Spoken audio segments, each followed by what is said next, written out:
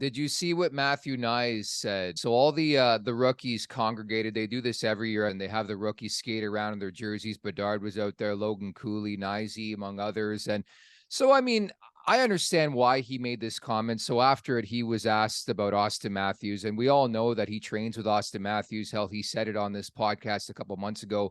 Did Matthew Knies? So on Matthews, he says pretty damn good. He's not just the best goal scorer in the NHL, but he plays defense too.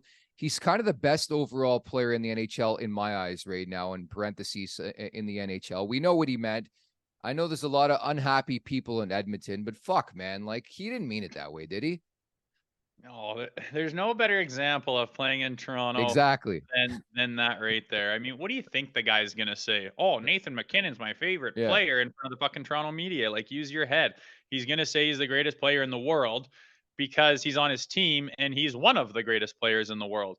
Is he better than Connor McDavid? No. If Matthew Knies was starting his team and he could pick from anyone in the whole wide world, you don't not think he'd pick Connor McDavid? I'm sure he would, but he says that and everyone goes bananas. I just shut Twitter off after scrolling through that for a while. People are chirping off and oh, he doesn't even play the PK and oh, he's an all around player. And oh my god, buddy, it's his teammate and his friend making an off the cuff comment on media day of some rookie camp. It means nothing. Of course, he's going to support his teammate and his friend. And Austin Matthews is one of the best players in the world. So it's kind of a no brainer just to say that about his teammate. And of course, the media goes ballistic. Nicey's a fucking stud, man. He's so stoic. Like he doesn't care. I doubt this guy really pays attention to social media. Like we've met with him a couple times now. He's just built differently. And I love that he sticks his neck out there, like almost a hint, hint, nudge, nudge to Sheldon Keefe. I'd love to play with Austin Matthews. I actually liked it. Yeah, well, good for him. I like everything about this kid. Run the tape back to last year. I mean, as Yeah. soon as we interviewed him, I mean, I've talked to tons of younger guys and junior players and different players throughout my whole life, and not a lot of kids have his poise.